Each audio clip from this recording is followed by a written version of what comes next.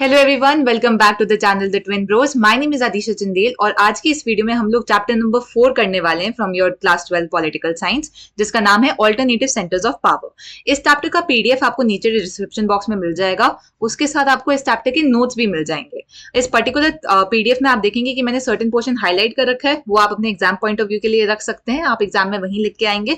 उसके साथ साथ थोड़े क्वेश्चन भी दे रखे हैं। अब वो क्वेश्चन जो है आपकी वो फसला पक्का सीरीज है, ठीक है। एज एन लाइक वो ऑलरेडी आपके आ चुके हैं, उनके आने के चांसेस बढ़ जाते हैं, तो उन क्वेश्चंस को भी जरूर अटेम्प्ट कर लेना एक बार आपने इस चैप्टर को कंप्लीट कर लिया है। ऑलराइट, तो now let us get started with. अब ऑल्टरनेटिव सेंटर्स ऑफ पावर की जब हम बात करते हैं तो ऑल्टरनेटिव सेंटर्स ऑफ पावर का क्या मतलब हो जाता है। ये हमको पता है कि कोल्ड वॉर के बाद क्या हो गया था, यूएसए जो था वो एक बहुत ही ज्यादा बड़ा पावर बन के आ गया था, ठीक है। Both in terms of economically politically वो एक बहुत ही डोमिनेंट पावर बन के आ चुका था। तो अगर हम हमको यूएसए का जो ये पावर है उसको हमको अगर थ्रेटन करना था, उसको हमको चैलेंज करना पड़ेगा। क्यों? क्योंकि अगर यूएसए का अगर बहुत ही ज्यादा डोमिनेंस रह जाएगा सारे कंट्री के ऊपर, तो यूएसए अपनी पॉलिसीज इंप्लीमेंट करेगा। तो to challenge the dominance of USA in alternative centres of power का बनना जरूरी हो जाता है। The very first alternative centre of power जिसकी हम बात करने वाले हैं इज यूरोपियन यूनियन। अब आपका जो सेकेंड वर्ल्ड वॉर हो जाती है, सेकेंड वर्ल्ड वॉर के बाद यूरोप में एक क्वेश्चन आता है, that is the question of Europe. Question of Europe का क्या मतलब है? क्वेश्चन ऑफ यूरोप का ये मतलब है कि यूरोप जो है should it go back to its, मतलब पहले वाली जो राइवलरी थी। वर्ल्ड वॉर से पहले यूरोप में क्या होता था, वो यूजुअली एक दूसरे से लड़ते रहते थे पूरा टाइम, ठीक है। तो क्वेश्चन वाज कि क्या हम लोग जो पहले वाली राइवलरी को फॉलो करते थे हम उस राइवलरी में चले जाएं, या फिर हम एक नया प्रिंसिपल और इंस्टीट्यूशन क्रिएट करें जहां पे हम एक दूसरे की सोवेरेनिटी को रिस्पेक्ट कर रहे हैं, ठीक है। एक दूसरे से रिस्पेक्ट करके हम लोग आगे बढ़ रहे हैं, एक दूसरे से रिस्पेक्ट करके अच्छी फॉरेन पॉलिसीज बना रहे हैं जो हमारी इकोनॉमी को हेल्प करेगा। एंड 1945 में यूरोप का बहुत गंदा हाल हो जाता है। World war 2 was very devastating, economically भी बहुत ज्यादा लॉस होता है, लाइफ ऑफ लोगों की भी बहुत ज्यादा लॉस होती है। तो इसलिए वो डिसाइड करते हैं कि we should go with making positive contribution हमारे फॉरेन पॉलिसीज में, ठीक है। एंड यूरोप को साथ में आके अब आगे बढ़ना चाहिए। अब 1945 के बाद क्या होता है, अमेरिका जो होता है वो बहुत ही ज्यादा मैसिव फाइनेंशियल हेल्प देना शुरू कर देता है यूरोप को, ठीक है। फाइनेंशियल एड प्रोवाइड करना शुरू कर देता है यूरोप को, और ये किस प्लान के अंडर करता है? Marshall plan. तो Marshall plan is basically nothing but massive financial help जो प्रोवाइड किया था अमेरिका ने to Europe in order to revive Europe की जो इकोनॉमी थी, ठीक है। अब यूएसए क्यों कर रहा था ये? यूएसए इसलिए कर रहा था क्योंकि यूएसए चाहता था यूरोप जो है वो यूएसए की मिलिट्री अलायंस का पार्ट बन जाए, जिसका नाम था नेटो, ठीक है। तो वो नेटो का पार्ट बनाने के लिए यूएसए ने मार्शल प्लान एक्सटेंड करना शुरू कर दिया। अब मार्शल प्लान के अंडर एक ऑर्गेनाइजेशन आती है जिसका नाम है organisation for European economic cooperation, ठीक है। इस ऑर्गेनाइजेशन को बनाने का पीछे का रीजन क्या था? मेन रीजन था कि ये 1948 में आया था with order to channel the aid to the West European states. मतलब कि जो पैसा आ रहा है यूएसए से उसको वेस्टर्न यूरोपियन स्टेट्स में चैनल करने का, जिससे सबको पैसा मिल जाए। उसी के साथ साथ ये जो पर्टिकुलर ऑर्गेनाइजेशन है ये एक फोरम की तरह एक्ट करने लग गया, जहां पे जो यूरोप की कंट्रीज थी वो एक दूसरे के साथ आके कोऑपरेट करने लग गई ट्रेड वाले इश्यूज पे, ठीक है। ट्रेड एंड इकोनॉमिक इश्यूज के बारे में एक दूसरे से डिस्कशंस करने लगी। तो एक फोरम क्रिएट हो गया था यहाँ पे, इकोनॉमिक फोरम। उसके बाद 1949 में काउंसिल ऑफ यूरोप आता है, ठीक है। अभी तक यूरोप की जो कंट्रीज थी वो इकोनॉमिकली कोऑपरेट कर रही थी। अब काउंसिल ऑफ यूरोप के आने से यूरोप की कंट्रीज जो है वो पॉलिटिकल कोऑपरेशन के पाथ पे भी बढ़ने लग गई, ठीक है, कि अब हम लोग पॉलिटिकली भी कोऑपरेट करना शुरू करते हैं। इसके बाद 1957 में यूरोपियन इकोनॉमिक कम्युनिटी का फॉर्मुलेशन होता है। यूरोपियन इकोनॉमिक कम्युनिटी जैसे नाम सजेस्ट करता है इकोनॉमिक कोलैबोरेशन के ऊपर फोकस करना शुरू कर देता है विद इन ईयू, यानी आपका जो यूरोपियन कंट्रीज थी। इसी के साथ आपका पॉलिटिकल डायमेंशन भी बढ़ना शुरू हो जाता है जब हम लोग यहाँ पे यूरोपियन का पार्लियामेंट बनता है, ठीक है। जब इनका पार्लियामेंट क्रिएट होता है तो एक और पॉलिटिकल डायमेंशन आ जाता है। उसके बाद 1991 में जो आपका सोवियत ब्लॉक था वो कोलैप्स कर जाता है। Soviet union does not exist anymore, वो डिसइंटीग्रेट हो जाता है। तो इसके बाद क्या होता है, यूरोपियन यूनियन का जो पाथ होता है वो फास्ट ट्रैक हो जाता है, और 1992 में यूरोप का इंटीग्रेशन हो जाता है फाइनली, जो वेस्टर्न यूरोपियन स्टेट्स है मोस्टली, एंड वो बना देती है अपने में एक यूरोपियन यूनियन, ठीक है। एक रीजनल ऑर्गेनाइजेशन क्रिएट करती है अपने आप में, जिसका नाम होता है European union, and this comes in existence in 1992, ठीक है। 7 फरवरी 1992 में आता है मास्ट्रिच ट्रीटी के अंडर। अब इसमें इसका बेसिक ऑब्जेक्टिव क्या था, प्राइमरी ऑब्जेक्टिव क्यों बनाया गया था? इसको बनाया गया था कि हम लोग एक ऐसा common foreign and security policy रख सके with in the European states जो यूरोपियन यूनियन का पार्ट है, उसके साथ कोऑपरेट कर सके एक दूसरे के साथ जस्टिस एंड होम अफेयर्स के रीजंस में, एंड एक सिंगल करेंसी क्रिएट कर सके। सिंगल करेंसी क्यों? क्योंकि जब हम लोग ट्रेड करते हैं तो यूजुअली ट्रेड करने में हम लोग मोस्टली डॉलर का यूज करते हैं because it is the most prominent currency जो है। तो इससे थोड़े सी डिस्पैरिटी आ जाती है, ठीक है, क्योंकि हर कंट्री का जो करेंसी है वो डॉलर के उसमें डिफरेंट वैल्यू रखता है। तो ये वैल्यू वाला जो सिस्टम है इसको कंप्लीटली हटाने के लिए उन्होंने कहा एक सिंगल करेंसी रखते हैं जिससे हम लोग एक दूसरे के साथ मोर इफेक्टिवली ट्रेड कर सके। इससे क्या होगा, इकोनॉमी डेवलप करेगी। तो ये आपका प्रिंसिपल, आपका मेन एजेंडा था। यूरोपियन यूनियन की अगर बात करें तो वो पहले पहले तो बहुत इकोनॉमिक पॉलिसी की तरह आया था, ठीक है, उसका मेन रीजन ही था कि हम लोग इकोनॉमिकली डेवलप करें। बट नाउ एक पॉलिटिकल आइडेंटिटी भी आ गई है, सो मच सो कि अब जो यूरोपियन यूनियन है वो एक नेशन स्टेट की तरह एक्ट करता है। इसका क्या मतलब है कि वो खुद ही एक कंट्री की तरह एक्ट करना शुरू कर देता है, वो खुद ही पॉलिसीज ले रहा है जो सारी का मतलब जो उसका यूरोपियन यूनियन के पार्टिसिपेंट्स है उसमें इम्पैक्ट लाती है। अब ईयू की बात करें तो इनके पास कॉन्स्टिट्यूशन बनाने का तो बहुत इन्होंने ट्राई किया, ठीक है, उन्होंने बहुत ज्यादा ट्राई किया कि हम लोग एक कॉमन कॉन्स्टिट्यूशन ला सके यूरोपियन यूनियन का, बट वो कर नहीं पाए, उसमें वो कहीं ना कहीं फेल हो गए। बट इसके बावजूद उनके पास खुद का फ्लैग है, खुद का फाउंडिंग डेट है, खुद का एंथम है एंड खुद की करेंसी है। फ्लैग की बात करें जरूर आ सकता है आपको, तो यहाँ पे ध्यान रखिएगा। तो फ्लैग से अगर आपसे पूछा जाएगा कि यूरोपियन यूनियन के फ्लैग के बारे में बताइए तो आप देख सकते हैं कि यहाँ पे 12 स्टार्स हैं, ठीक है। तो आपको ये लिखना है कि यूरोपियन यूनियन का जो फ्लैग है it stand for solidarity and harmony, मतलब कि एक सॉर्ट ऑफ फ्रेटर्निटी क्रिएट करता है सारे कंट्रीज के विद इन। इसमें 12 स्टार्स हैं। 12 स्टार्स का क्यों मेन एम है यहाँ पे? 12 जो है वो यूरोपियन कल्चर में is a symbol of perfection, completeness and unity, ठीक है। तो परफेक्शन, कंप्लीटनेस एंड यूनिटी का वो सिंबल है, हेंस यहाँ पे 12 स्टार्स उन्होंने एक सर्कल में बनाए हैं। इसी के साथ साथ यूरोप जो है, हमने बात कर लिया कि कॉमन फॉरेन पॉलिसीज पे फोकस करता था। एंड आपका जब सोवियत यूनियन जब डिसइंटीग्रेट हो गया तो बहुत सारी कंट्रीज इमर्ज करी। अब इन कंट्रीज को भी यूरोपियन यूनियन का मेंबर बनाने के लिए उन्होंने बहुत काम किया। बट ये जो पूरा प्रोसेस है यूरोपियन यूनियन का, it was not very easy, ठीक है, बिकॉज बहुत सारे लोग एंथुजियास्टिक नहीं थे कि जो हमारी कंट्री की जो पावर्स हैं हम क्यों दे यूरोपियन यूनियन को, ठीक है। तो बहुत सारा यूरोस्केप्टिसिज्म एक तरीके से था यहाँ पे कि यूरोपियन यूनियन जो ये बन रहा है इसके इंटीग्रेशन के पीछे क्या इनका एक्चुअल रीजन है, उसके लिए बहुत ज्यादा स्केप्टिकल थे लोग, ठीक है। वो लोग मतलब ज्यादा अग्री नहीं कर रहे थे, उनको लग नहीं रहा था कि ये सही पाथ पे चल रहा है। तो एक वहां पे स्केप्टिसिज्म का भी इशू आ जाता है। उसके साथ साथ जो ये नई कंट्रीज ज्वाइन कर रही थी यूरोपियन यूनियन को, इसके बारे में भी बहुत सारे स्केप्टिसिज्म थे, रिजर्वेशंस थे लोगों को। ओके, यूरोपियन यूनियन की अगर बात करें तो ये इसके बहुत सारे डायमेंशंस होते हैं जिसमें ये ग्रो कर रखा है। सबसे मेन डायमेंशन इसका है इकोनॉमिकल, ठीक है। ये सेकंड बिगेस्ट इकोनॉमी है दुनिया की, ठीक है, अमेरिका के बाद। इसकी $17 ट्रिलियन की इकोनॉमी थी 2016 में। इसके साथ साथ जो यूरोपियन यूनियन का जो करेंसी है यूरो, ठीक है, ये जो है ये पोज करता है एक थ्रेट डॉलर को। तो dollar is the most commonly use currency है ना, बट ये इसको थ्रेट पोज करता है यूरोपियन यूएसए डॉलर को। इसी के साथ साथ यूएस से ज्यादा शेयर है यूरोपियन यूनियन का वर्ल्ड ट्रेड में, ठीक है, एज एन लाइक वो वर्ल्ड ट्रेड में ज्यादा पार्टिसिपेट करती है एज कंपेयर टू यूएसए। तो इससे क्या होता है, यूएसए के जब इश्यूज आते हैं, जैसे चाइना के साथ अगर कुछ इशू आ रहा है तो उसमें जो यूरोपियन यूनियन है वो खुद का स्टैंड ले सकता है, उसको कहीं से इन्फ्लुएंस होने की जरूरत नहीं है। यूरोपियन यूनियन अगर आप देखोगे तो यूरोप जो है वो कहाँ सिचुएटेड है, एशियन अफ्रीका से बहुत क्लोज है। तो इससे एक उसको स्ट्रैटेजिक लोकेशन भी मिल जाता है जहां से वो इकोनॉमिक कॉन्ट्रीब्यूशंस भी कर सकता है एंड इकोनॉमिक टाइप्स भी क्रिएट कर सकता है।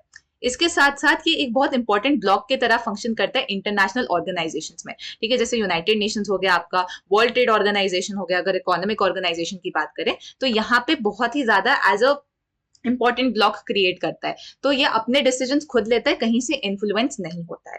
यूरोपियन यूनियन जो है वो पॉलिटिकली भी बहुत इंपॉर्टेंट ऑर्गेनाइजेशन है। क्यों? क्योंकि यूरोपियन यूनियन का जो एक मेंबर है फ्रांस, ठीक है, इधर कंफ्यूज मत होना, आप बोलोगे कि टू, बहुत पुरानी एनसीईआरटीज में 2 मेंबर्स लिख रखा है, बट हम लोग एक ही मेंबर की बात करेंगे बिकॉज ऑफ ब्रेक्सिट, ठीक है। तो 1 मेंबर जो है आपका यूरोपियन यूनियन का, France, it is a part of the permanent 5 in the United Nations. तो इससे क्या होता है, फ्रांस जो है वो यूरोपियन यूनियन की बातों को आगे रख सकता है, ठीक है, क्योंकि परमानेंट 5 के पास तो वीटो पावर वगैरह सब होता है, तो उनके decisions are basically the final decisions United Nations में।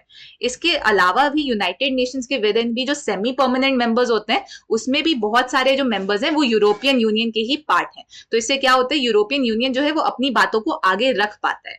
ओके, एंड वो मतलब कहीं से अगेन इन्फ्लुएंस नहीं होता है। जो जैसे कि यूरोपियन यूनियन जो था वो यूएस के मतलब पॉलिसीज अबाउट ईरान के न्यूक्लियर प्रोग्राम में अगर वो स्टैंड पॉइंट नहीं रखता है तो वो उसको मतलब डिसएग्री भी कर सकता है आगे जाके। उसी के साथ साथ चाइना में जो human rights and environmental degradation issues होते हैं उसके बारे में भी ओपनली उसको पब्लिकली कंडेम कर सकता है because of this economic and political power.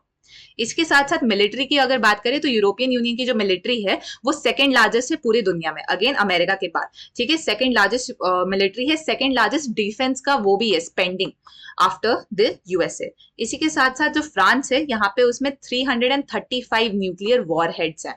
ठीक है, तो मतलब आप सोच सकते हो कि मिलिट्री वाइज इसके पास कितने ज्यादा पावर भी है। इसके अलावा वो स्पेस एंड टेक्नोलॉजी जो होती है आपकी स्पेस एंड कम्युनिकेशन टेक्नोलॉजी, उसमें भी दुनिया का सेकंड मोस्ट इंपॉर्टेंट सोर्स है। ठीक है, तो usually European union second position पे आता है हर चीज में अमेरिका के बाद। बट इसके बावजूद मतलब ऑब्वियसली यूरोपियन यूनियन परफेक्ट नहीं हो सकता, इसके विद इन भी बहुत सारे लिमिटेशंस होते हैं। सबसे मेजर लिमिटेशन तो यही है कि मतलब ऑब्वियसली नेशन स्टेट्स जो है वहां पे जो खुद के नेशनल कंट्रीज हैं वो अपना बेनिफिट सबसे आगे रखेंगी, वो अपना पॉइंट ऑफ व्यू आगे रखेंगी as compare to European Union का क्या पॉइंट ऑफ व्यू है। तो इसका एक एग्जाम्पल था कि जब अमेरिका ने पार्टनर किया था, कोलिशन ऑफ विलिंग बनाया था इराक वॉर के टाइम पे, तब टोनी ब्लेयर जो था the prime minister of UK उस टाइम पे, तो he was standing with America, he was with America in this particular issue. But France and Germany were against this, वो उससे अपोज कर रहे थे अमेरिकन पॉलिसी में। तो एक तरीके से ये आपका कॉन्फ्लिक्ट बीच बीच में आती रहती है। फिर उसके बाद जो मैंने बताया यूरोस्केप्टिसिज्म, कि वो लोग श्योर नहीं है कि what is the actual agenda behind integration of European union. तो इसी वजह से जो ब्रिटेन की फॉर्मर प्राइम मिनिस्टर थी मार्गरेट थैचर, ठीक है, वो चाहती थी कि आपके जो यूके है वो यूरोपियन मार्केट से जितना दूर रह सके उतना दूर रहे।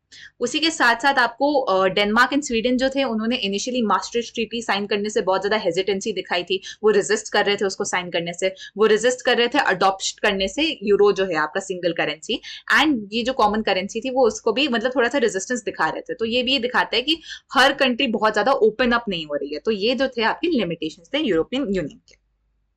नेक्स्ट ऑर्गेनाइजेशन जिसकी हम बात करने वाले हैं आसियान। ठीक है, आसियान किसके लिए स्टैंड करता है? Association of south East Asian Nations.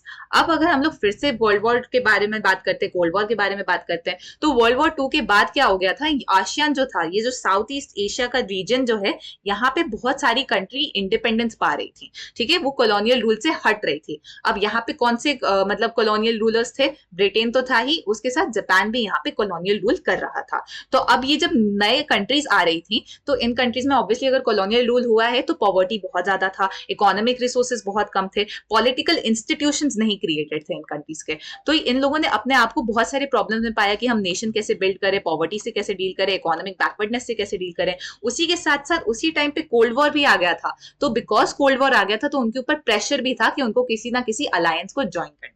ठीक है, तो उन्हें प्रेशर कम करने के लिए ऑब्वियसली जैसे इंडिया ने किया था, उन्होंने ट्राई किया कि बैंडन कॉन्फ्रेंस में जाए, उन्होंने ट्राई करा कि नाम के बारे में देखे, बट उनको वो सूट नहीं किया। ठीक है, that did not bode well with them. So उन्होंने डिसाइड किया कि हम इसके अलावा ये जो नॉन अलाइंड मूवमेंट शुरू किया एंड ये बैंडन कॉन्फ्रेंस किया, इसके अलावा हम खुद की एक अलग से ऑर्गेनाइजेशन क्रिएट करेंगे जिसका नाम होगा आसियान। ठीक है, आसियान क्रिएट होता है 1967 में। जो इसके ओरिजिनल मेंबर्स हैं वो 5 मेंबर्स हैं, Indonesia, Malaysia, Philippines, Singapore and Thailand. ठीक है, ये आपके ओरिजिनल 5 मेंबर्स हैं of ASEAN.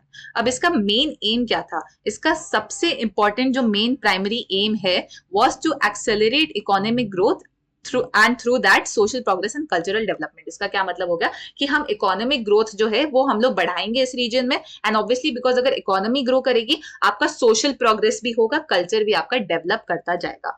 And secondary M जो है इसका, प्राइमरी एम तो इकोनॉमिक से रिलेटेड हो गया, सेकेंडरी एम था कि ये जो रीजन है इसमें हम पीस एंड स्टेबिलिटी को मतलब बढ़ावा दें। ठीक है, पीस आए, स्टेबिलिटी आए इस रीजन में, जिससे हम लोग एक दूसरे से कोऑपरेट कर सकें।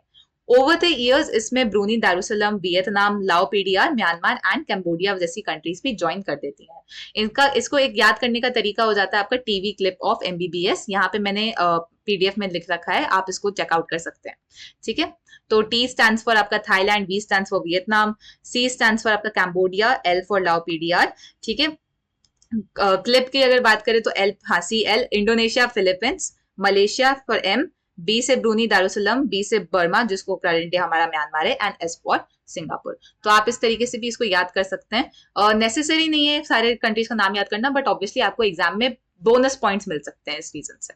इसके अलावा आसियान की अगर बात करें तो यूरोपियन यूनियन जो है वो तो हमेशा से चाहता था कि वो एक सुपर नेशनल ऑर्गेनाइजेशन बन जाए, बट आसियान यूरोपियन यूनियन से इस वे में डिफरेंट है।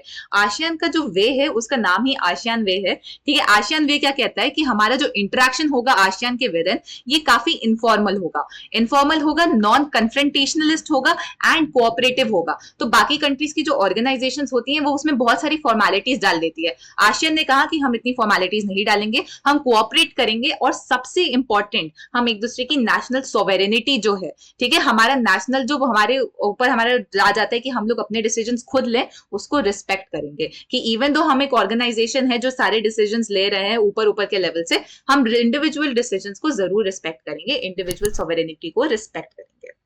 इसी के साथ साथ आसियान जो है 2003 में यूरोपियन यूनियन का एक पाथ फॉलो करता है एंड बनाता है यहाँ पे आसियान कम्युनिटी, ठीक है। आसियान कम्युनिटी में 3 पिलर्स हो जाते हैं आपके, कौन से हैं ये? आसियान सिक्योरिटी कम्युनिटी, ठीक है, ASEAN economic community and ASEAN socio cultural community. आप इनके नाम से ही बता सकते हैं कि इनका प्राइमरी फंक्शन क्या होने वाला है। इसके नीचे आप देख सकते हैं यहाँ पे आसियान का फ्लैग बना हुआ है। तो इस फ्लैग में क्या है, एक सर्कल है, उसके अंदर आपको पैडी दिख रहा है। पैडी एज इन आपका राइस जो होता है, ठीक है। राइस क्यों बनाया? Because South East Asian region में rice is very commonly grown crop. उसके साथ साथ आप देख सकते हैं ये 10 स्टॉक्स है, ठीक है, मतलब 10 स्टॉक्स ऑफ पैडी है। 10 क्यों? ऑब्वियसली बिकॉज 10 कंट्रीज आसियान का पार्ट है। तो ये क्या दिखाता है? एक तरीके से इनकी फ्रेंडशिप, सॉलिडारिटी दिखाता है, भाईचारा दिखाता है इन कंट्रीज के बीच में।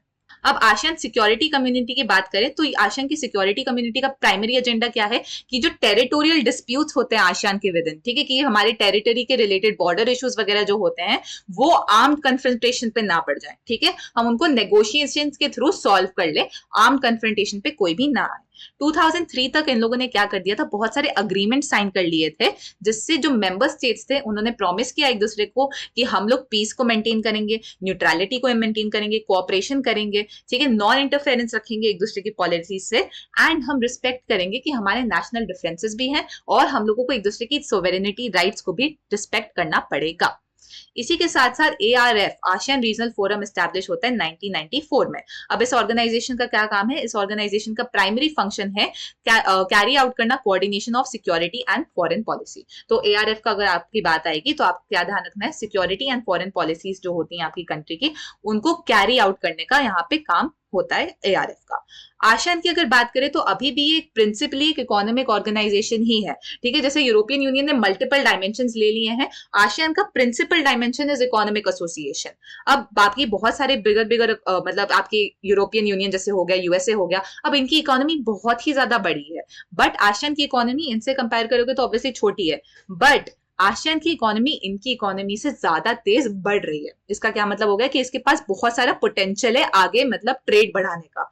तो इससे क्या हो जाता है, बहुत सारी कंट्रीज जो हैं वो आसियान के साथ ट्रेड बढ़ाने की कोशिश कर रही हैं, ठीक है। आसियान इकोनॉमिक कम्युनिटी जो है उसका मेन एजेंडा क्या है कि वो एक कॉमन मार्केट क्रिएट कर सके, ठीक है, एंड प्रोडक्शन बेस क्रिएट कर सके आसियान के विद इन, जिससे सोशल एंड इकोनॉमिक डेवलपमेंट हो सके इस रीजन में। तो एक कॉमन मार्केट आ जाएगा, कॉमन प्रोडक्शन बेस आ जाएगा, तो सब लोग साथ में मिलकर अगर इसमें कॉन्ट्रीब्यूट करेंगे तो सबको साथ में इसमें बेनिफिट भी होगा, इकोनॉमिक बेनिफिट होगा एंड ऑब्वियसली फिर सोशल बेनिफिट भी होगा। तो इसी रीजन से इकोनॉमिक कम्युनिटी को बनाया है। इसके साथ साथ इकोनॉमिक कम्युनिटी जो है वो ये भी एम करती है कि आसियान का जो डिस्प्यूट सेटलमेंट मैकेनिज्म है उसको इम्प्रूव कर दे। इससे इम्प्रूव इसलिए कर सकेंगे क्योंकि अगर कभी भी कुछ डिस्प्यूट आता है, अगर हम लोग उसको ढंग से सॉल्व कर पाएंगे तो हम लोगों को ही म्यूचुअली बेनिफिट मिलेगा। इसी के साथ साथ ये अपने आप को फ्री ट्रेड एरिया बनाने के लिए भी बहुत मतलब फोकस करता है, जिससे इन्वेस्टमेंट आ सके बाहर के कंट्रीज से, एंड ऑब्वियसली मतलब first one of the earliest and fastest जो यहाँ पे इन्वेस्टमेंट थे were done by USA and China, ठीक है। इंडिया की अगर बात करें तो इंडिया ने भी बहुत ही ज्यादा यहाँ पे मतलब एम किया है टू हेल्प एंड मतलब become better relationships with ASEAN, क्योंकि आसियान जो है उसका विजन 2020 के अकॉर्डिंग वो एम करता है कि वो एक आउटवर्ड लुकिंग फॉरेन पॉलिसी पे बिल्ड कर सके अपने आप को। अब इसका क्या मतलब है कि आसियान जो था वो इनिशियली तो मतलब अपने रिसोर्सेज जो थे, अपने ही रीजनल डिस्प्यूट्स जो थे उनके बारे में कंसिडर करता था, बट नाउ धीरे धीरे आसियान करके आउटवर्ड जो पॉलिसीज है बाकी countries which are not part of ASEAN या फिर पार्ट ऑफ आसियान या फिर थोड़ा सा मतलब बाहर की तरफ आ जाती है, उन पे फोकस करने का, that is outward looking policy को फोकस करने का वो लोग मतलब काम कर रहे हैं आगे। तो उसमें आसियान ने मीडिएट करा है issues of Cambodian conflict and East Timor crisis. इसके साथ साथ वो एनुअली मीटअप भी करते हैं to discuss East Asian corporation. अब कोल्ड वॉर के टाइम पे इंडिया की अगर बात करें तो इंडिया ने ज्यादा फोकस नहीं किया था आसियान के ऊपर, ठीक है। इंडिया मतलब उस टाइम पे नॉन अलाइनमेंट मूवमेंट को बनाने में फोकस था, खुद की कंट्री पे डेवलप करने को फोकस था। बट कोल्ड वॉर के बाद से आसियान जब इतना ज्यादा आगे बढ़ने लग गया तो इंडिया ने अपना अटेंशन भी इसके टूवर्ड्स डाइवर्ट किया, ठीक है। इसको यहाँ पे इंडिया ने फ्री ट्रेड अग्रीमेंट का जो साइन होता है उसको साइन किया आसियान के 3 मेंबर्स के साथ, मलेशिया, सिंगापुर एंड आपका थाईलैंड, ठीक है। तो मलेशिया, सिंगापुर एंड थाईलैंड के साथ आसियान एंड इंडिया ने मतलब एक साइन किया था ट्रेड अग्रीमेंट। उसी के साथ साथ 2010 में ASEAN India free trade agreement भी जो है वो आ गया आपका क्रिएशन में, इट केम इनटू इफेक्ट। अब अगर आसियान की बात करें तो वो एशिया में बहुत ज्यादा इंपॉर्टेंट है, बिकॉज सार्क जो है, सार्क कहीं ना कहीं मतलब फेल हो गया in creating a unity. But ASEAN जो है वो एक पॉलिटिकल फोरम प्रोवाइड करता है, ठीक है। It is hence the only regional association in Asia जो प्रोवाइड करता है एक पॉलिटिकल फोरम जहां पे सारी एशिया की कंट्रीज आए एंड जो मेजर पावर्स हैं वो अपना डिस्कस कर सके political and security concerns, a thing which SAARC could not do, ठीक है। तो यहाँ पे आपका आसियान के बारे में खत्म हो जाता है पूरा टॉपिक। नेक्स्ट टॉपिक जो हमारा है that is the rise of the Chinese economy, ठीक है। चाइना की इकोनॉमी जो है 1978 के बाद से बहुत ही ज्यादा रैपिडली इंक्रीज हो रही है। किसी ने सोचा भी नहीं होगा इतने अनप्रेसिडेंटेड रेट पे चाइना की इकोनॉमी इंक्रीज हो रही है। It is been the fastest growing economy since the reforms वहां पे जैसे ही आए, फर्स्ट रिफॉर्म्स आए और वहीं से वो फास्टेस्ट ग्रोइंग इकोनॉमी बन गई थी। 2040 तक ऐसा प्रोजेक्ट किया जा रहा है कि यूएसए से भी ज्यादा बेटर इकोनॉमी बन जाएगी and it will become the world's largest economy by 2040, it will overtake USA, ठीक है। एंड ऑब्वियसली बिकॉज अगर मतलब चाइना अगर हम लोग देखें तो मोस्ट आपकी जो इकोनॉमीज होती हैं जो वेल टू डू होती हैं वो आपकी वेस्टर्न कंट्रीज में बिलोंग करती हैं, but China is in Asia. और अगर इतनी बड़ी इकोनॉमी एशिया के विद इन है तो उसका influence in Asian politics and Asian economic decisions बहुत ही ज्यादा बढ़ जाता है काफी हद तक। इसके अलावा चाइना की जो पॉपुलेशन है वो उसका एक बहुत ज्यादा मतलब इंपॉर्टेंट कंट्रीब्यूटर है इकोनॉमी के लिए। उसका जो लैंड मास है उसमें रिसोर्सेज इतने सारे हैं एंड ऑब्वियसली रीजनल लोकेशन और उसका पॉलिटिकल इन्फ्लुएंस जो रहा है सारी कंट्रीज के ऊपर, ये सब उसकी पावर में एड अप करता जाता है। चाइना की अगर बात करें तो ये 1949 में मतलब एज अ ऑफिशियल कंट्री आया था, पीपल्स रिपब्लिक ऑफ चाइना, ठीक है। इसमें कम्युनिस्ट रेवोल्यूशन हुआ था अंडर द लीडरशिप ऑफ माओ, ठीक है। इसने फॉलो किया सोवियत यूनियन का मॉडल। उस टाइम पे चाइना ने डिसाइड किया कि वो कैपिटलिस्ट वर्ल्ड से अपने आप को दूर रखेगा, कैपिटलिज्म से दूर रहेगा, वो कम्युनिज्म पे डेवलप करना चाह रहा था अपने आप को। पर इस टाइम पे उसके पास रिसोर्सेज जो थे वो काफी कम थे, तो उसको कम से कम रिसोर्सेज पे अपने आप को ऑपरेट करना था। उसी के साथ साथ उसने सोवियत यूनियन का हेल्प लिया, क्योंकि obviously because Soviet union was already functioning in the lines of जो चाइना फंक्शन करना चाह रहा था, तो सोवियत यूनियन से उन्होंने एड एंड एडवाइस भी मांगी थी। इनका जो मॉडल था वो चाह रहे थे कि एक state owned heavy industry sector create कर सके from the capital accumulated from agriculture. उस टाइम पे जैसे इंडिया जो थी पहले पहले एग्रीगेरियन इकोनॉमी अभी भी काफी हद तक है, वैसे ही चाइना भी बहुत ही ज्यादा लैंड मास है वहां पे, तो agriculture was the primary source of income. तो वो चाह रहे थे कि जो एग्रीकल्चर से पैसा आता है हम उसको इंडस्ट्री में डालें और इतना ही अपने अंदर ही state owned heavy industry create करें, माने कि पब्लिक इंडस्ट्रीज क्रिएट करे, हैवी इंडस्ट्रीज क्रिएट करे। हैवी इंडस्ट्रीज जैसे कि आयरन एंड स्टील वगैरह डेवलपमेंट हो जाते हैं, ठीक है। पर इस टाइम पे उसके पास फॉरेन एक्सचेंज बहुत कम था। क्यों कम था? बिकॉज ऑब्वियसली वो बहुत लिमिटेड इंटरेक्शन रख रही थी बाहर की दुनिया के साथ। तो in order to buy technology and goods on the world market, China जो है वो डिसाइड करता है to substitute import by domestic goods, as in की मतलब खुद ही के विद इन हम जितना प्रोड्यूस कर सकते हैं हम उतना ही प्रोड्यूस करते जाएंगे, ठीक है। जितना हमारे पास कैपेबिलिटी है उस पर वो वर्क करा। तो बिकॉज आप देखोगे यहाँ पे it was a communist model, तो वहां पे ऑब्वियसली उन लोगों ने सोशल वेलफेयर पे ज्यादा ध्यान दिया, एम्प्लॉयमेंट एंड सोशल वेलफेयर को अश्योर किया गया टू ऑल सिटीजंस, ठीक है। It was one of the मतलब डेवलपिंग कंट्रीज के टूवर्ड्स बढ़ता गया। एजुकेशन पे बहुत ज्यादा फोकस था, हेल्थ केयर सेक्टर पे बहुत ज्यादा फोकस था।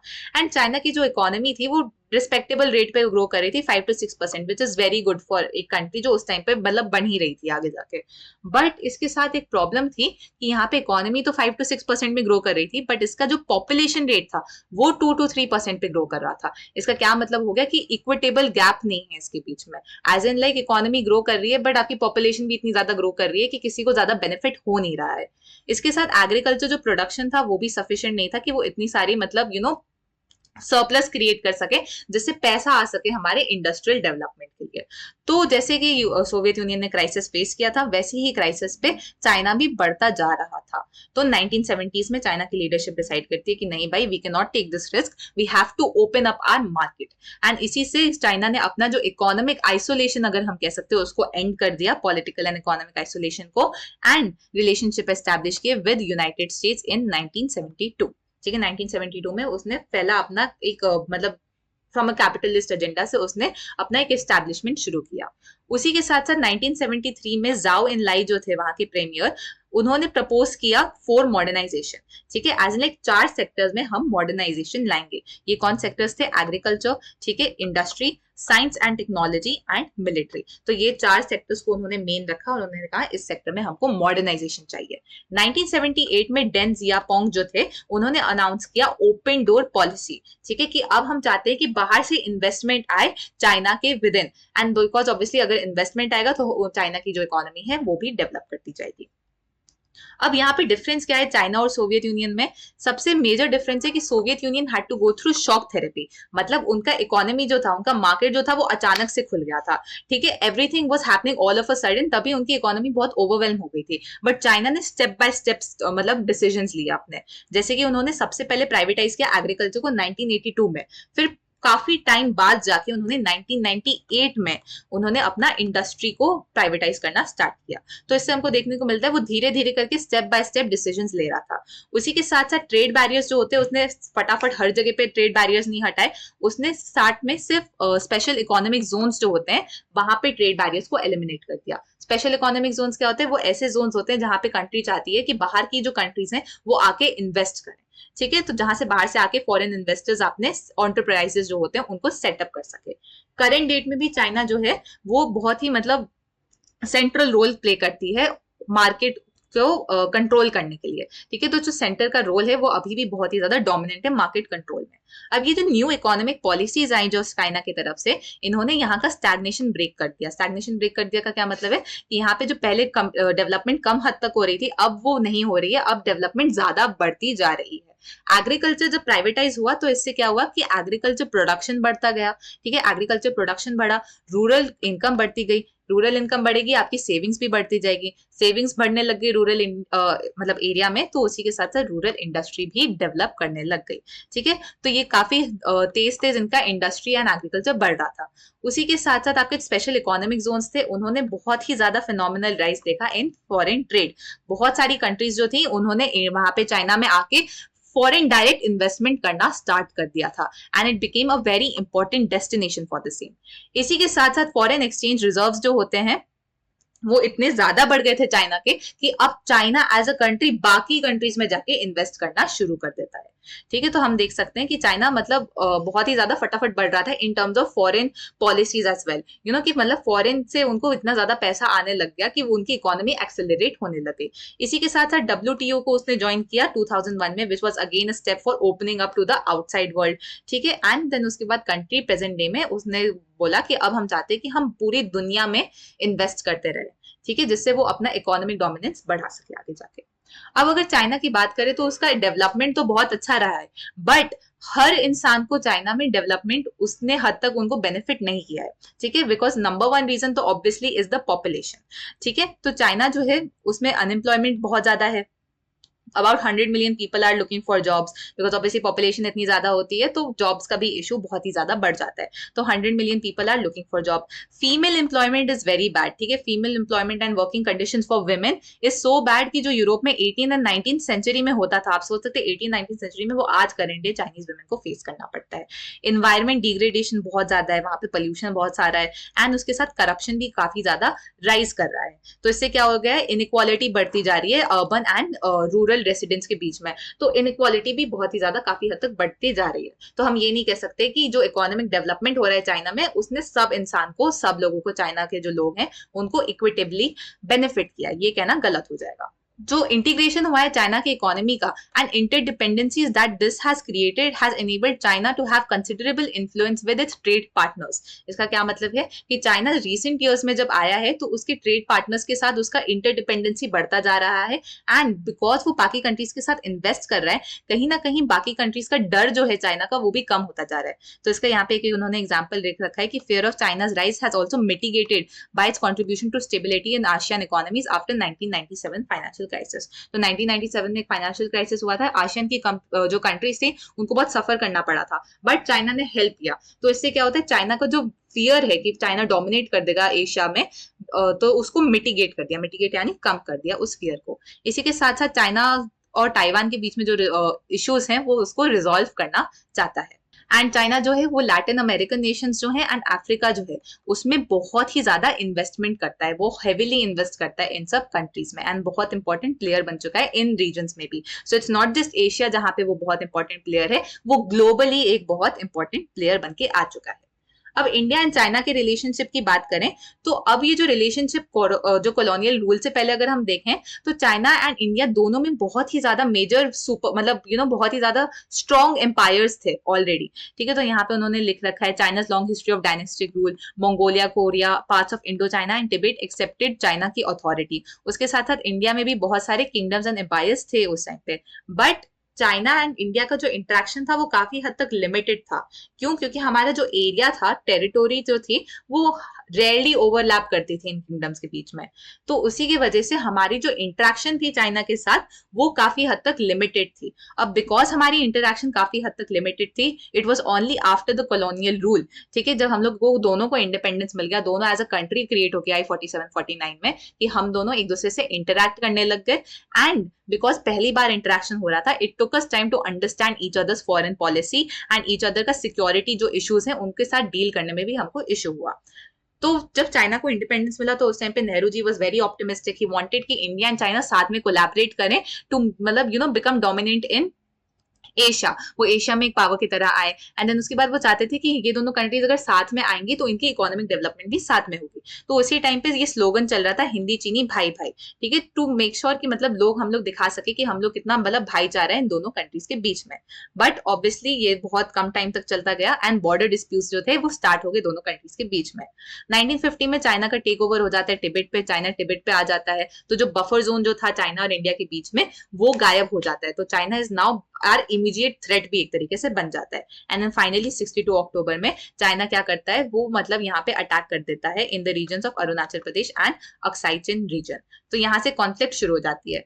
ये जो वॉर थी इसमें इंडिया को बहुत ही ज्यादा सफर करना पड़ा, बिकॉज हमको यूएसए के पास जाना पड़ा, ब्रिटेन के पास जाना पड़ा कि हमको रिसोर्सेज दो। सोवियत यूनियन कोई स्टैंड नहीं ले रहा था, वो न्यूट्रल पॉइंट पे खड़ा था बिकॉज वो चाइना इंडिया दोनों से क्लोज था। एंड उसी के साथ साथ इंडिया को एक sort of national humiliation face करना पड़ा in the international forum. But then उसके बाद 1976 से हम लोगों के जो टाइज हैं वो बेटर होते गए। ठीक है, क्यों? क्योंकि 1970s के बाद से चाइना की जो पॉलिसी थी वो became more pragmatic and less ideological. इसका क्या मतलब हो गया कि वो प्रैक्टिकल बेसिस पे ज्यादा सोचने लगे कि हाँ हमको मार्केट बढ़ाना है, हमको इकोनॉमिक पॉलिसीज पे फोकस करना है rather than focusing on communist ideology solely. तो इसके बाद 1981 में बॉर्डर इश्यूज जो थे उसके बारे में टॉक्स शुरू होने लग गए। अब जो उनकी रिलेशनशिप है हम दोनों के बीच में वो बहुत ही ज्यादा स्ट्रैटेजिक है as well as an economic dimension भी है। इसका ये मतलब है कि अब हम लोगों के बीच में टेंशन जरूर है, बट वी मेक श्योर कि हम लोग एक दूसरे के साथ इकोनॉमिकली कोलैबोरेट कर रहे हैं, because India and China are very important to each other for economic purposes. ठीक है, तो राजीव गांधी जी जो थे उन्होंने he was the first prime minister after Nehru ji to visit China. तो he visited China in December of 1988। तो it was a very important moment for India China relationship. उसके साथ साथ जब अटल बिहारी वाजपेयी जी ने भी चाइना को विजिट किया था 79 में, that was also a very important visit for India China का जो रिलेशनशिप है। यहाँ से हम लोग ने शुरू किया कि अब हमको पीस एंड ट्रैंक्विलिटी चाहिए होगी हमारे बॉर्डर में। हम कल्चरल एक्सचेंजेस करना शुरू करेंगे, एक दूसरे के कंट्री से इंटैक्ट करना शुरू करेंगे, कॉपरेशन शुरू करेंगे साइंस एंड टेक्नोलॉजी की जो फील्ड होती है। उसके साथ यहाँ पे 4 बॉर्डर पोस्ट भी शुरू करें, 4 बॉर्डर पोस्ट क्यों शुरू करेंगे, जिससे ट्रेड कर सके दोनों कंट्रीज एक दूसरे के साथ में। आप सोचिए इतना ज्यादा हमारा ट्रेड हो चुका है कि 1999 से लेके एवरी ईयर इंडिया चाइना का जो ट्रेड है वो 30% इंक्रीज होता जाता है। ठीक है, तो it is growing at 30% every per year since 1999। इसी के साथ साथ 1992 में हमारा जो इंडिया चाइना का ट्रेड जो था दैट स्टूड एट $338 मिलियन। आज के डेट में 2017 में इट स्टैंड्स एट $84 बिलियन। तो हम देख सकते हैं कि बहुत ही ज्यादा मैसिव इंक्रीज हुआ है। इसके साथ साथ ये जो कंट्रीज हैं इन्होंने ये भी अग्री किया है कि जैसे इश्यूज जो होते हैं जैसे अबाउट एनर्जी डिटेल्स, ठीक है, एनर्जी डील्स जो होती हैं अब्रॉड में जाके उनके साथ साथ भी हमने काफी कोऑपरेट किया है। तो जब एनर्जी डील्स की बात करते हैं, because energy is very important अगर आपको अपनी कंट्री में इंडस्ट्री वगैरह को चलाना है, तो ये यूजुअली एक पॉइंट ऑफ वो हो जाते हैं कि यहाँ पे लोग शुरू हो जाएंगे लड़ाई करना। बट हम लोगों ने इसमें मेक श्योर किया है कि हम जितना कोऑपरेट कर सके उतना कोऑपरेट करें। 1998 में जब इंडिया ने अपना टेस्ट किया था न्यूक्लियर वेपन्स को, तो उस टाइम पे मतलब it seemed as in China के साथ रिलेशनशिप हमारे वो हो जाएंगे, इम्पैक्ट कर जाएंगे, बट ऐसा नहीं हुआ। चाइना ने पाकिस्तान को बहुत ज्यादा सपोर्ट किया है एंड बांग्लादेश एंड म्यांमार में भी उसका बहुत ही ज्यादा वो कह सकते हैं हॉस्टिलिटी दिखाई गई है इंडियन सोल्जर्स के टुवर्ड्स। बट स्टिल मतलब काफी हद तक हम लोगों ने ट्राई किया है कि हम जितना इश्यूज को रिजॉल्व कर सके उतना रिजॉल्व करें, जितना डिप्लोमेटिकली नेगोशिएट कर सके चीजों को उतना नेगोशिएट कर सके। ठीक है, तो ये यहाँ पे आपके बहुत सारे जो चाइनीज लीडर्स हैं वो मतलब न्यू दिल्ली विजिट करते हैं, हमारे लीडर्स जो है वो बीजिंग विजिट करते हैं। इससे क्या होता है, फेमिलियरिटी इंक्रीज हो जाती है, फ्रीक्वेंसी इंक्रीज हो जाती है, ट्रांसपोर्टेशन भी इंक्रीज हो रहा है, हमारा कम्युनिकेशन एक दूसरे से इंक्रीज हो रहा है, इकोनॉमिक इंटरेस्ट हमारे काफी हद तक काफी सिमिलर भी हैं, एंड ग्लोबल कंसर्न्स जो है उसके ऊपर भी हम लोग आके डिसीजंस ले सकते हैं। हाउएवर रिसेंटली आप न्यूज भी देखते होंगे कि दोनों कंट्रीज के बीच में जो रिलेशनशिप है वो कहीं ना कहीं डाउन स्लाइड में चले गए हैं। बॉर्डर इश्यूज जो है वो अभी भी बहुत सारे मतलब देखने को मिलते हैं हमको। चाइना एंड पाकिस्तान के बीच में जो इकोनॉमिक कॉरिडोर है that acts as a threat to our country, and उसके साथ साथ चाइना को जो सपोर्ट है पाकिस्तान में, ठीक है, यूनाइटेड नेशन में जब चाइना पाकिस्तान को सपोर्ट करता है तो इंडिया को वो पसंद नहीं आता है। तो इन सब चीजों की वजह से कहीं ना कहीं अभी भी हमारे बीच में टेंशन जरूर देखने को मिलती हैं। अब इसके बाद यहाँ पे दो आपको बॉक्सेस देखेंगे, जापान एंड साउथ कोरिया, ये भी बहुत इंपॉर्टेंट है, इनसे भी क्वेश्चंस आ चुके हैं, बोर्ड्स में भी आते हैं एंड उसके साथ साथ आपके सीयूईटी में भी आते हैं, तो इनको पढ़ना जरूरी हो जाता है। तो अब हम लोग जापान की बात करते हैं, तो जापान में आपने बहुत सारे ब्रांड्स का नाम सुना होगा, सोनी, पैनासोनिक, कैनन, सुजुकी, ठीक है, होंडा, टोयोटा, मज़दा, ये सारी जो ब्रांड्स हैं ये सब जापानीज ब्रांड्स हैं। ठीक है, अब जापान की अगर मैं बात करूं तो जापान जो है एज अ कंट्री आप देखोगे उनके पास नेचुरल रिसोर्सेज बहुत कम है, नेचुरल रिसोर्सेज ऑलमोस्ट है ही नहीं, उनको इंपोर्ट करना पड़ता है, बाहर से लाना पड़ता है रॉ मटेरियल। बट तब भी वो आज की डेट में थर्ड लार्जेस्ट इकोनॉमी है। इसके पीछे रीजन क्या है? इसके पीछे सोलली रीजन है कि उन्होंने अपने ह्यूमन रिसोर्स को डेवलप करने में बहुत ज्यादा पैसा लगाया। उन्होंने जितना अपना पैसा था सब कुछ ह्यूमन रिसोर्स डेवलपमेंट पे लगाया, एंड उसके वजह से आज जापान जो है as a country it is मतलब बहुत ही ज्यादा इकोनॉमिकली वेल टू डू भी बन चुकी है। तो वर्ल्ड वॉर 2 के बाद से जापान ने ऐसी पॉलिसीज ली जिससे वो प्रोग्रेस कर सके, आगे बढ़ सके। OECD that is organisation for economic cooperation and development, उसको ज्वाइन किया जापान ने 1964 में। 2017 में it was the third largest economy in the world, and it is the only Asian member in G7। तो G7 is basically the 7 the largest economies of the world, तो उसका only Asian member is Japan. ठीक है, and it is the 11th most populated nation in the world. Japan की अगर बात करें तो it is the only country in the world जिसने न्यूक्लियर बॉम्ब के अटैक से फेस किया है, ठीक, जो हिरोशिमा नागासाकी में हुआ था। उसके साथ साथ it is the second largest contributor to the UN का बजट।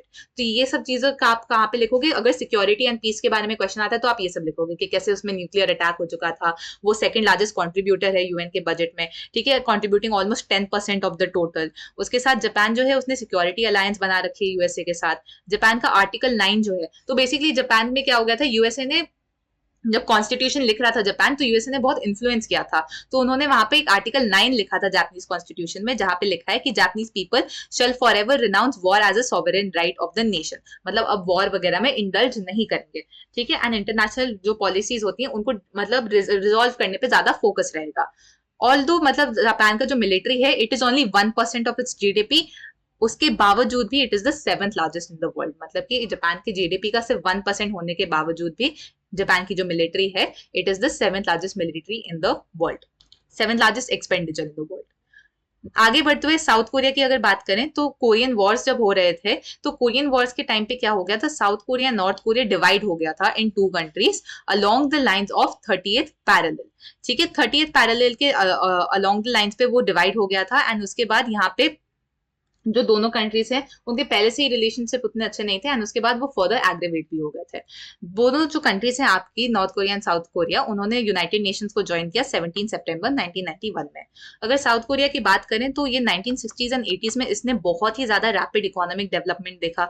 अब इसके पीछे जो रैपिड इकोनॉमिक डेवलपमेंट इतना ज्यादा रैपिडली हो रहा था, इसको नाम दिया गया miracle on the Han river. तो Han river is basically a very prominent river जो साउथ कोरिया में बहती है। ठीक है, 1996 में उसने ओईसीडी को ज्वाइन किया, again organisation of economic cooperation and development. उसके साथ साथ 2017 में इसकी जो इकोनॉमी थी, it is the 11th largest in the world and उसका मिलिट्री एक्सपेंडिचर जो है that is the 10th largest in the world. ठीक है, अपार्ट फ्रॉम इकोनॉमिक डेवलपमेंट, यहाँ का human development report is also very good. ठीक है, एंड इसका rank is 18th in the world and 18th is a very good number. ठीक है, इसके पीछे रीजन क्या है? सबसे इंपॉर्टेंट रीजन है सक्सेसफुल लैंड रिफॉर्म्स। ठीक है, तो यहाँ के लैंड रिफॉर्म्स काफी सक्सेसफुल रह चुके हैं, रूरल डेवलपमेंट हुआ है, ह्यूमन रिसोर्स डेवलपमेंट पे बहुत ज्यादा इन्होंने फोकस किया है।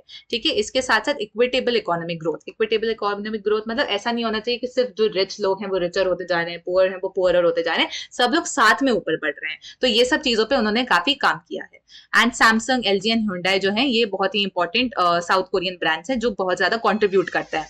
आगे बढ़ते हुए हम लोग बात करेंगे एडेड टॉपिक्स के बारे में। अब हम जब एडेड टॉपिक्स के बारे में बात करते हैं तो यहाँ पे हमारा सबसे पहला यूनिट आ जाता है ब्रिक्स के बारे में। जब हम एडेड टॉपिक्स की बात करते हैं तो यहाँ पे कंफ्यूजन आ जाता है कि सार्क क्या इधर आएगा या फिर आपके साउथ एशिया वाले चैप्टर में आएगा। सार्क को हमने साउथ एशिया वाले चैप्टर में डिस्कस कर लिया है, तो आप उस वीडियो को देख सकते हैं। ठीक है, आपको उसका लिंक मिल जाएगा नीचे डिस्क्रिप्शन बॉक्स में या कमेंट सेक्शन में पिन कर देंगे, तो आप उसको देख सकते हैं। उसके अलावा यहाँ पे जो हम बात करेंगे ब्रिक्स के बारे में, रशिया के बारे में, इंडिया के बारे में एंड इजराइल के बारे में। तो now let us get started of with BRICS. अब ब्रिक्स का क्या मतलब होता है? BRICS। This stand for Brazil, Russia, India, China and South Africa. ठीक है, ब्रिक्स जो था वो बना था आपका 2006 में, बट उस टाइम पे वो सिर्फ ब्रिक था। ठीक है, एज इन साउथ अफ्रीका ने उस टाइम पे ज्वाइन नहीं किया था। साउथ अफ्रीका ने ज्वाइन किया इस पूरे ऑर्गेनाइजेशन को 2009 में। अब इस ऑर्गेनाइजेशन को बनाने के पीछे ऑब्जेक्टिव क्या था? इसका main objective is to cooperate and distribute mutual economic benefits. तो म्यूचुअल इकोनॉमिक बेनिफिट्स करने का हमारे बीच में, इसके साथ साथ नॉन इंटरफेरेंस रखना हमारी इंटरनल पॉलिसीज में एंड एक सेंस ऑफ म्यूचुअल इक्वालिटी रखना। ठीक है, मतलब इकोनॉमिकली एक दूसरे को कंट्रीब्यूट करना, म्यूचुअली बेनिफिट करना, इंटरफेरेंस कम रखना जितना हम कम रख सकते हैं एक दूसरे की पॉलिसीज के बीच में, एंड एक sense of mutual equality create करना। तो ये 3 प्राइमरी ऑब्जेक्टिव्स हैं, इस पे जरूर फोकस करना है, ये आ सकता है आपके शॉर्ट आंसर में। इसी के साथ साथ 11th कॉन्फ्रेंस जो था ब्रिक्स का, उसको कंक्लूड किया गया ब्राजील में 2019 में एंड इसको चेयर किया था ब्राजीलियन प्रेसिडेंट जो है जैर बोल्सोनारो जी ने। ठीक है, यहाँ पे ये आपका ब्रिक्स के बारे में एंड हो जाता है। रशिया की बात करें तो जब सोवियत यूनियन था एज अ कंट्री जब एग्जिस्ट करता था, तो रशिया जो थी it was the largest Republic with in the Soviet union. ठीक है, तो रशिया पे बहुत ज्यादा फोकस था। तो ऑब्वियसली जब सोवियत यूनियन डिसइंटीग्रेट हुआ, सबसे बड़ी पावर जो थी दैट वाज रशिया। तो सोवियत यूनियन की जो सारी चेयर थी, जो सोवियत यूनियन की रिस्पॉन्सिबिलिटीज थी, वो रशिया के ऊपर आके गिर गई थी। तो रशिया की अगर हम लोग जीडीपी की बात करें तो it is the currently 11th largest GDP in the world. तो GDP wise is also doing very well. इसके पास बहुत सारे रिजर्व्स हैं, मिनरल्स के, नेचुरल रिसोर्सेज काफी सारे हैं, गैसेस काफी सारे हैं, जिससे वो पॉपुलर एंड एक बहुत ज्यादा पावरफुल कंट्री बन के आगे आ रहा है। इसके साथ साथ रशिया के पास एक it is a nuclear state, nuclear weapons भी बहुत सारे हैं and it is also a permanent 5 member. तो यूनाइटेड नेशंस में भी इसका से बहुत स्ट्रॉन्ग है। ठीक है, अपनी बातों को आगे रख सकता है। नेक्स्ट कंट्री जिसके बारे में हम बात कर रहे हैं इज इंडिया। इंडिया जो है वो बहुत ही ज्यादा अगेन रैपिडली इमर्ज कर रही है एज अ ग्लोबल पावर। यहाँ पे जो वर्ल्ड है वो एक्सपीरियंस कर रहा है हमारा rise in a multi dimensional way. As in हम लोग पॉलिटिकली भी आगे बढ़ते जा रहे हैं, इकोनॉमिकली भी बढ़ रहे हैं, कल्चरली भी हमारा स्टैंड पॉइंट बहुत आगे है। इसका क्या मतलब हो गया कि हमारा डायस्पोरा बहुत फैला हुआ है, बहुत सारे लोग हमारी कंट्री के जो है वो बाकी सारे कंट्रीज में स्प्रेड आउट है। हम लोग एक बहुत ही dominant as a nationality emerge करके आते हैं। इंडिया की अगर बात करें तो we are aiming to target हमारा टारगेट जो है that is the goal of a $5 trillion economy. तो हम लोग उसको टारगेट चला के रख रहे हैं कि हम इसको अचीव करना है। हमारा एक ह्यूज मार्केट है विच इज क्वाइट कॉम्पिटिटिव। ठीक है, हमारा इंक्लूसिव कल्चर है। तो आप यही जो मैंने आपको बताया कि हम लोग बहुत स्प्रेड आउट हैं पूरे वर्ल्ड के थ्रू आउट। इसी के साथ साथ मिलिट्री वाइज भी इंडिया जो है वो आत्मनिर्भर होना चाह रहा है। ठीक है, सेल्फ सफिशिएंट होना चाह रहा है। न्यूक्लियर टेक्नोलॉजी जो है वो उस पर भी फोकस कर रहा है। मेक इन इंडिया स्कीम जो है वो चाह रही है कि जो साइंस एंड टेक्नोलॉजिकल डेवलपमेंट्स जो हो रहे हैं इंडिया के, वो इंडिया के विद इन हो। एज इन हम लोग एज ए नेशन ही उन सब चीजों पे फोकस करें, खुद हम लोग बनाए। एंड इसी रीजन से हम लोग कह सकते हैं इंडिया जो है वो एक इंपॉर्टेंट सेंटर बन के आ रहा है in the world politics. So it can be a new centre of power for the world. Next country जिसके बारे में हम बात करेंगे इज इजराइल। अब इजराइल को अगर आप मैप पे देखोगे तो वो एक बहुत छोटी सी कंट्री है, आप उसको एकदम ऐसा पॉइंटर से आपको पॉइंट करना पड़ेगा कि अच्छा oh this is Israel. But current day में इजराइल जो है it is becoming a very powerful country. क्यों? क्योंकि ये बहुत फोकस करती है साइंस एंड टेक्नोलॉजी में, डिफेंस में बहुत फोकस है एंड इंटेलिजेंस में बहुत फोकस है बिसाइड्स इट्स इकोनॉमी। इंटेलिजेंस का यहाँ पे वही मतलब हो गया कि अपना इंस्टीट्यूशन क्रिएट करना जो बाकी जो वॉर्स वगैरह हो रहे हैं एंड देन उसके बाद इकोनॉमिक पॉलिसीज को फर्दर डेवलप करने के लिए जो इंस्टीट्यूशन क्रिएट होते हैं। इजराइल की बात करें तो it has reach to new heights of global politics standing by virtue of its indomitable defence progress. मतलब बेसिकली इसके पास डिफेंस का बहुत ज्यादा पावरफुल है, ठीक है, डिफेंस स्ट्रक्चर बहुत अच्छा है इसका, टेक्नोलॉजिकल इनोवेशन काफी अच्छा है, इंडस्ट्रियलाइजेशन पे इसने बहुत फोकस किया। तो जस्ट एज जापान यहाँ पे ह्यूमन रिसोर्स डेवलपमेंट पे बहुत सारा फोकस था, ठीक है, कि हमको ह्यूमन रिसोर्स हमारा डेवलप करना है एंड यहाँ पे एग्रीकल्चर भी काफी हद तक देखने को मिल सकता है। इसका प्रिंसिपल जो है that is sustaining against adversity. तो इस नेशन में बेसिकली बहुत सारे कॉन्फ्लिक्ट्स देखने को मिलते हैं, इसका जो रिलेशनशिप है विद इस neighbouring countries is not very good, तो इसको बहुत ज्यादा वॉर्स पे भी जाना पड़ चुका है। तो उसके बावजूद भी अगर ये जो नेशन है स्मॉल जूइश जायोनिस्ट नेशन, क्योंकि यहाँ पे जूइश जो पॉपुलेशन है वो बहुत ही ज्यादा मतलब हाई है, it has still become a very important country and it has been able to sustain itself। तो हम ये कह सकते हैं कि आज के डेट पे इजराइल एज अ कंट्री जो है it is doing very well and it can come as a new center of power for the contemporary global politics and the Arab dominated Western Asian politics। ठीक है, तो इसी reason से Israel भी जो है वो एक बहुत ही ज्यादा इंपॉर्टेंट कंट्री इमर्ज करके आ सकती है, एक बहुत ज्यादा important centre of power create करके आ सकती है। यहाँ पे हमारा चैप्टर कंप्लीट हो जाता है। आपको कोई भी डाउट होगा प्लीज कमेंट सेक्शन में लिख देना। Please do like this video, इससे हमें पता लगता है कि आपको चैप्टर समझ में आया है and thank you so much for watching. All the best for your exams.